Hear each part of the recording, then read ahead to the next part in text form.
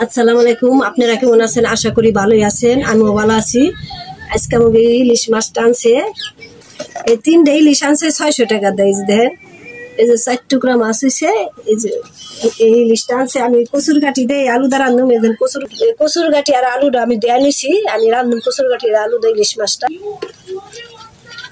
Paste আমি দিয়ে দিই।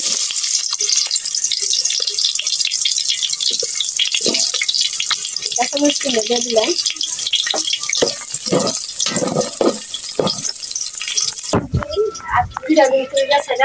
মুরগটা আমার পালে দিচ্ছে, মুরগটা আর একটা মুরগি, আর এই মুরগি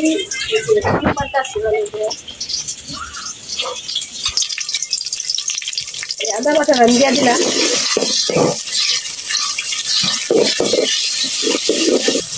পানি দিয়ে দিলাম।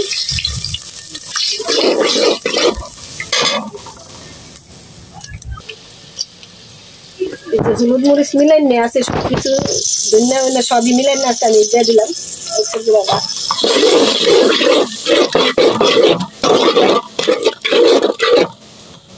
মশলার আমি কষাই নেই, পরিমাণ মতো একটু লবণ দিয়ে দিলাম।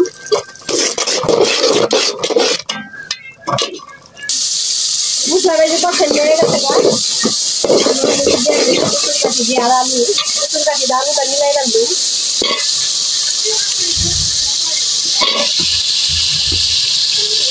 অনেকদিন ধরে ইলিশ মাছ খাইতে চাইতেছে, বুঝছেন? দাম দিকে খাইতে পারি না, আমি আনা পারি না দাম, তাই একটু 3টা ইলিশ আনছে ছোট দিকে 600 টাকা দিয়ে।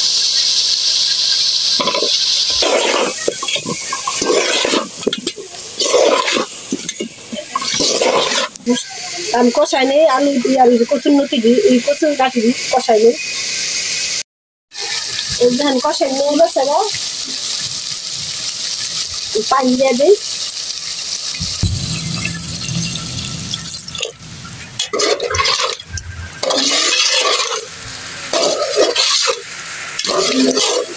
একটু পানি দিয়ে কচুর গাঠি দেবেন নিয়ে। এই যে ধান তরকারি দিয়ে যে গোলা খাইছে, এই যে আর শহীদ বইব দেখে দিয়ে আমি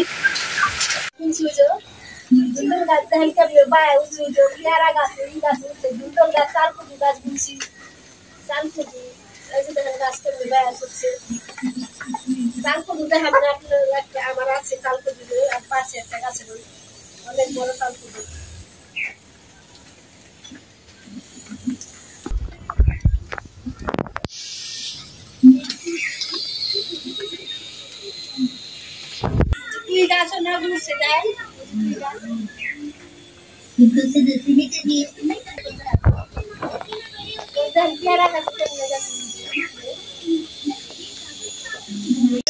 মুরগি দিয়েছে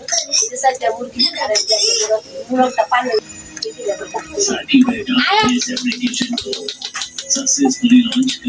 দেখি না ঘরে কলাই রয়েছে, আহে না একটা মুরগ আর একটা মুরগি হয়েছে, দেখি যা আছে কলাই রয়েছে। আর এই পুরানা মাছটা আমি দিয়ে দিলাম। মাছটা আমি লবণ মেখে দিবেন, লবণ মেখে দিয়ে মাছটা রানবেন, তাহলে মাছটা মজা লাগবে।